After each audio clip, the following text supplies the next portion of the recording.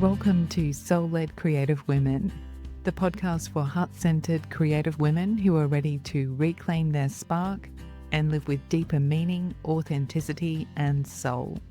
So today I have Terry Bean with me. Terry lives in Queens, New York, where she cares for her mother, to whom her book is dedicated. Her journey as a life and professional coach has always been guided by one belief: everyone holds the power to create a beautiful life. Through her book, Abracadabra, she aims to help children and adults find their happy place, encouraging them to embrace their unique journey, which she hopes will foster a kinder, more connected world. So welcome, Terry. Thank you so much for having me, Sam Horton. I appreciate it. And thank you to introducing me to your audience. Yeah, So no I worries. appreciate Well, it. let's just start with your story. Tell us a bit about your journey and how magic and creativity have really shaped your life. Oh, wow. Well, so, you know, my journey, I mean, if we're starting, I get questions like, I'm not sure when, the happy and Terry Bean started, that kind of thing. And I can go back to my childhood because I was born in 63, interestingly enough. And uh, at that time, I was born into what is now called a blended family. Okay. So the Okay. word blended was not even a concept back in 63. So I had two parents who came together after their previous divorces with respective children who are my now half sisters, brothers, right? One of which I lived with, the other two I didn't. And then my parents had me. Mm. So I almost wanted to write a book back then, interestingly enough, at 11 called I'm an only child, but I'm not. And I've been through a divorce, but I haven't. Mm. Because I felt the impact of the divorce tremendously. But I Mm. was still that only child's kind of, special, what they wanted to say a special sunshine child, no pressure at all, right? So, the minute that came into play, I guess, dealing with a lot of the angst, around their respective divorces and such, and the kids and everything kind of made me feel like I needed to cocoon myself in my own happy world. Okay. Okay.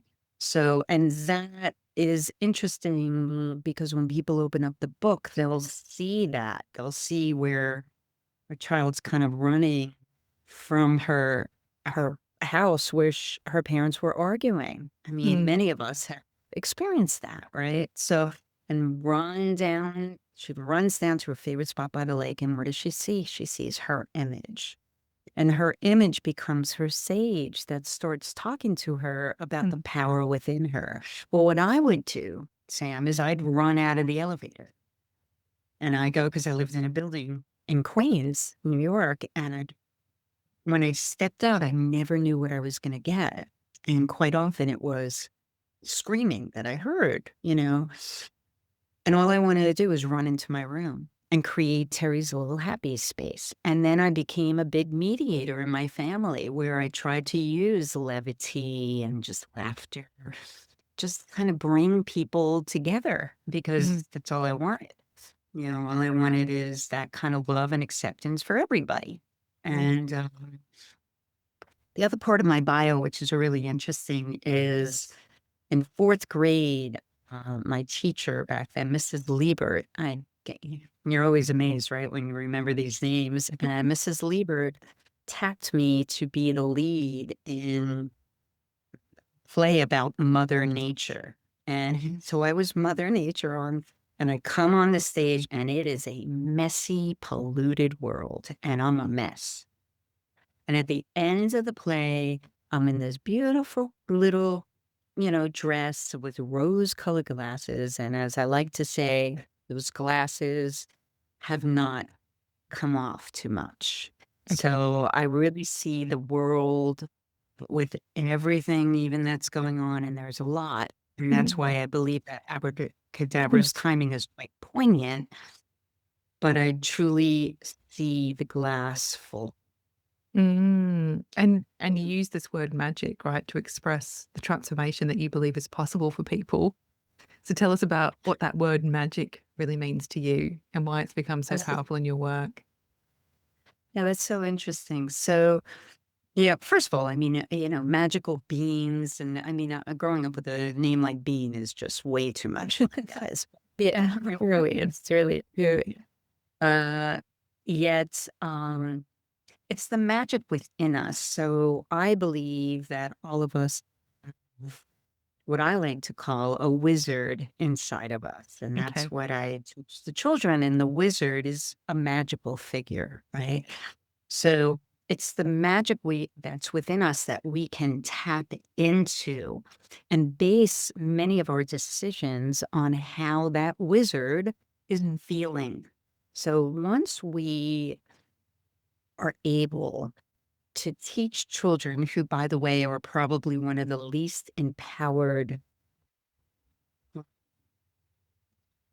segments of our society, Mhm. demographic of our society, are the children, and empower them to understand that they can truly tap in and create lives that they love. Unlike, at least here in America, where close to 86% of the adults do not live their lives. Mm. So if children figure out that they really can create it from within, right? And start trusting themselves and build their self esteem and not always look outside for all the approval. Make sure that they approve of themselves first and foremost. My belief, core belief, is that children will grow up empowered, happier, more connected adults to themselves and others around them. And it will be a kinder world. It will transform into a kinder world. Now, Sam, at this stage, born in 63, I may not be here for that. Mhm. But I have this vision of Yeah. these kids kind of going back into their parents' homes, at 25, 30, with all their stuff, in the Mm. attic or in the basement, and just saying, hey, mom, dad, wait, remember where that book Abracadabra went? Because it kind of an impact. That's what Yeah, I'm that's hoping really for. powerful. That's beautiful. And I guess, kids don't learn these things unless we teach them, right? So, and I'm sure that you feel that was missing for you in your childhood in terms of just someone teaching you this stuff, right? Is that true? Yeah, most definitely. I mean, I probably spoke a different language at 8. That's Okay. what I'm thinking. I just Okay. spoke a language than my parents. So, and there are a lot of quote unquote black sheeps out there, and you don't have to be a black sheep to appreciate this book. It's just that I just knew there had to be something different that felt better. Yeah. And then it was kind of up to me to tap into that. And I knew that fairly early.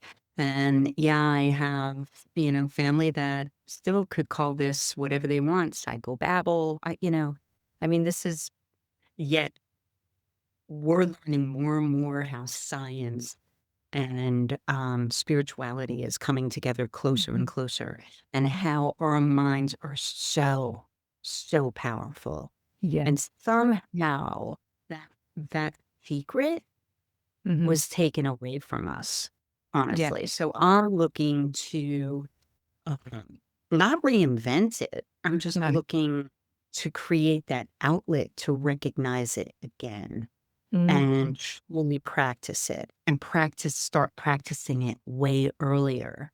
Yep. So I remember speaking to someone, Sam, not too long ago, and she was 50. And she looked at me and she said, Terry, she said, I have to tell you something, that I didn't tap into all of this until I was 50. Yeah. So she says to me, I feel like I've missed out. And I'm trying to say, no, you didn't. It's Yeah. perfect the way it is, right? Yeah. So yet just think about, 6 to 9-year olds understanding that they have this beautiful life that they could lead and how much happier they will be, and excited, Mm. right? To Mm. live life the way they Mm. want to. And to So feel yeah, powerful, right? To feel powerful within themselves. yeah. It's Mm. also, and we're not talking about powerful in terms of conceit, Yeah. right? So there's Yeah. a difference. There's a clear difference. And I think, with some caretakers may feel very intimidated, right? Because, you don't, some people, they're scared. Well, what if my kid, thinks they're smarter than me or any of this? Well, we're, we all at this point in our lives really can listen to each other better, can Mm. hear each other better. There's so much going on. There's so much coming at us.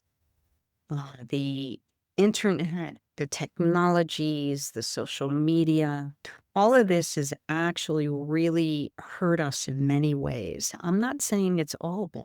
I'm Mm. just saying that for children especially, they're out there, they want to now be not only get the approval from their parents, but now they need approval from social media.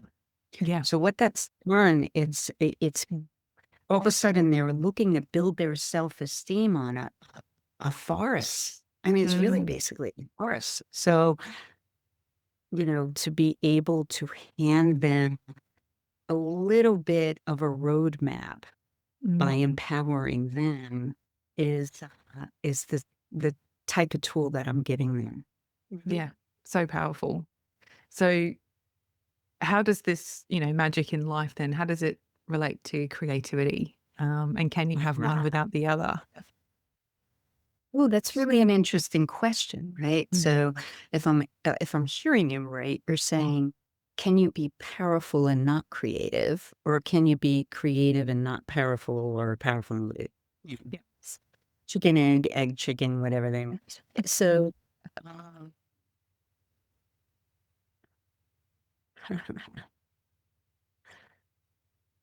I think when you're created, you're tapped into a different way of thinking about Mhm. things. I think Mhm. a powerful person could also come from pure ego, right? So when a powerful person comes from pure ego, they're not really taking in on, first of all, how their presence and how um, their cadence or their approach is affecting people. Mm. Mm.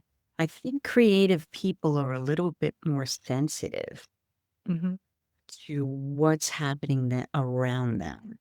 Mhm. They're a bit more empathic sometimes. And I'm not Mhm. saying all the time. You can't, I don't sit here. I have markers all over here right now. And I don't just draw on the wall and say, it's everybody. It's Mm. just Mm. No, no. with any, Is it abs- authenticity though? Is that the difference? But is it authenticity and truth?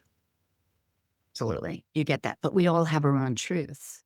Yeah. And someone would say that a belief is just a thought you keep thinking, Yeah. right? But the minute we hold ourselves accountable for those thoughts is when we become more authentic in Mm. ourselves, Mm. right? Mm. Because now we're accepting ourselves and we're accepting our own truths. Mm. And our truth doesn't have to be someone else's truth. Yeah. And our truth doesn't necessarily have to be accepted either. No. That's where you have to, we can literally separate the two and just stand in our strength Mm. in Mhm. person. It's an inside job, like you said. So yeah. Fine. Fine. Yeah. Yeah, really. And then, you know what? For me, creativity is fun. And for people in general, I think we have to put the fun back into everything. Like Yeah. every, and once we do that and we lighten up a bit, Mm. magic does happen, by the Yeah. way. It truly does. Things will be brought to you in different ways. When you start playing with Mm. how things are brought to you and you have fun with it. And if something doesn't seem right, you flip it around and turn it into a gift.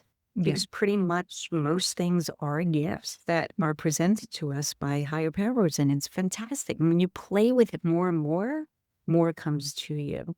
So what's happened to or children, many, is that um, for whatever reason, it's like we pull the fun out of them. We pull that creativity, and it could be equated to creativity sometimes, right? So we pull it out of them by saying to them, "No, no, no, no. Be a grown up. Yeah. You act serious. You have to be serious for anybody to take you seriously. And Mm. you have to be serious when you grow into an adult." Mm. That was a load of you know what to be handed, as we were growing up. So Mm. let's take that out of the equation for these kids that are now coming into, generation after generation and who are going to be taking over this world. Yeah. Mm. Mm. So how has creativity helped you to personally create more kind of magic in your life? Mhm. Well, I've been a great brainer for a long, long time. So whether it's writing, I mean, I wrote poems when I was a young child Mhm. at elementary school. And I got into a little bit of sketching, but not much. I've always wanted to sing, Mhm. yet I just never went there. I would love to maybe one day get on a stage.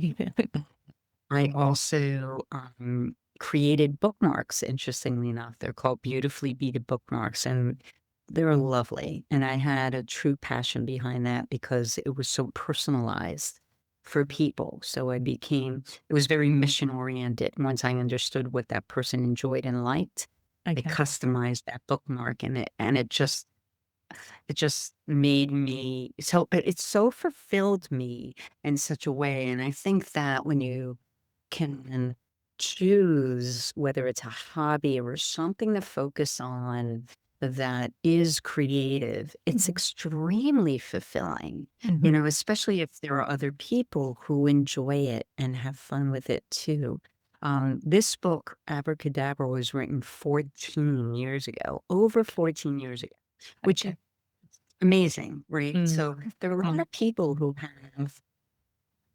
they have a book inside of them. Everybody, you ever hear the term "everybody has a book inside of them"? It's really true.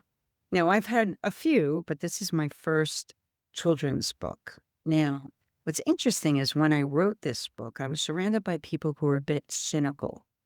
And I think that's why I took it up then, Mhm. right? Mhm.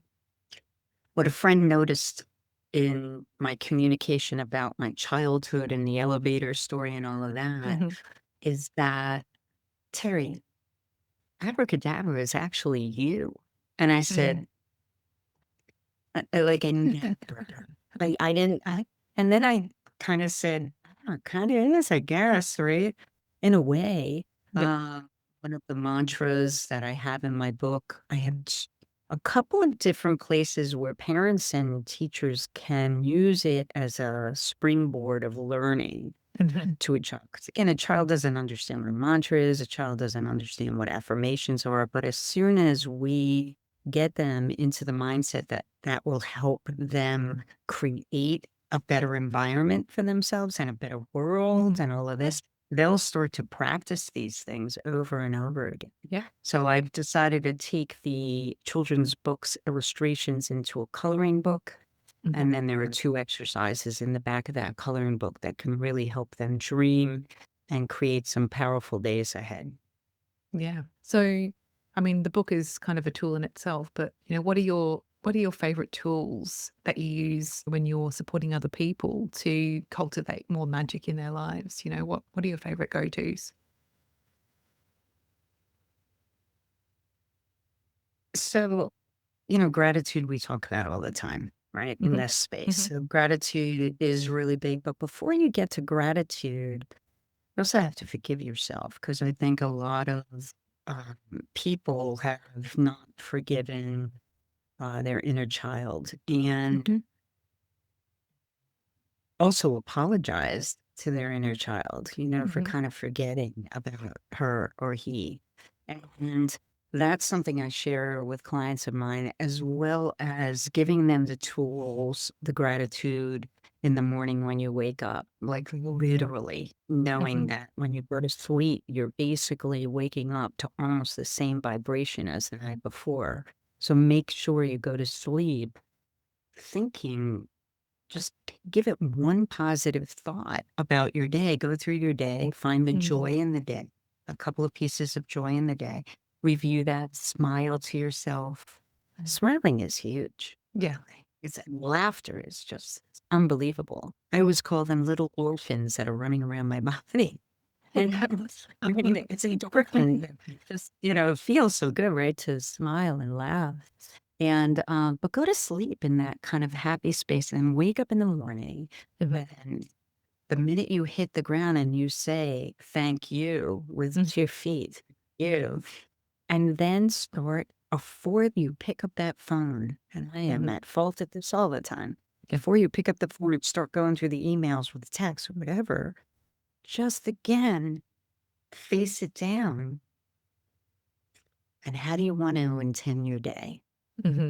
What's the mantra that you want to say? Now, for me, for Terry Bean, it's everything is always working out for me. Yeah. And I have to tell you, Sam, that I probably say that, I can't tell you how many times through my day. Yeah. Okay. That's great. Okay, so sometimes, we have control over our thoughts. I mean, and my thoughts could go to many different things. I could be sitting with someone and they're going through something rough. I'm listening, I'm hearing, right? But I'm not taking on and getting sucked into any kind of energy that's going to completely throw me off. Because I can't just spoke to a friend the other day. I said, I can't get into the hole with you. Because if I get into the hole with you, I'm not going to be able to bring you out. Yeah. It's not up to me to bring you out. It's up to you, but I'm here to help you do that. And if I'm in that hole with you, it's not going to. Yeah. So is this magic then that you live your life by? I mean, you sort of touched on it before, but is it something bigger than ourselves? Is it ultimately a spiritual connection? Really good question.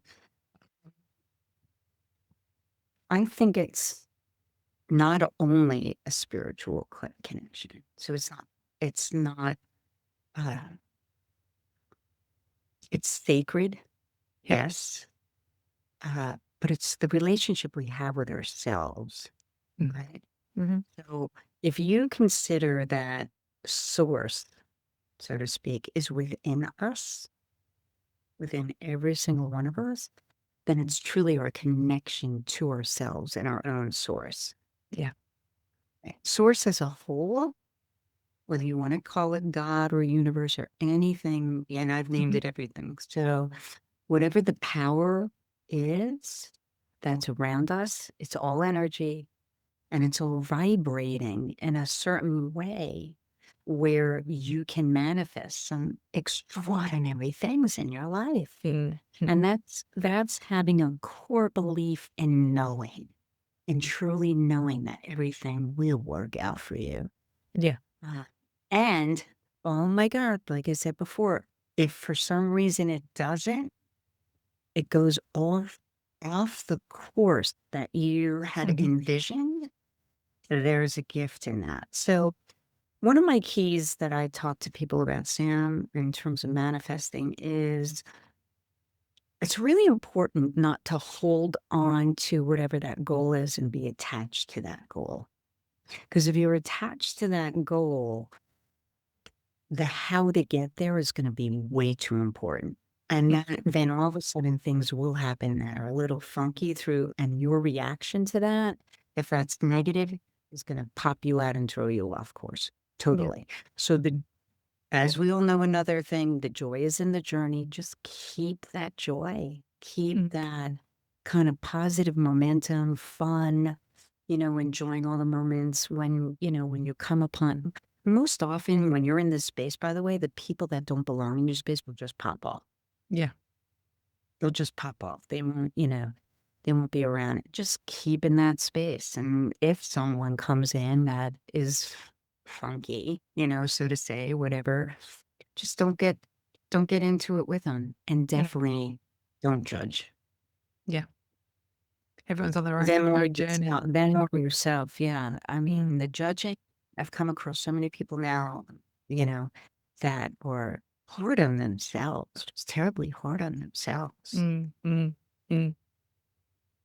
So for all the women out there who are curious about, finding their own magic in their life, what powerful message or question would you like to leave them with today?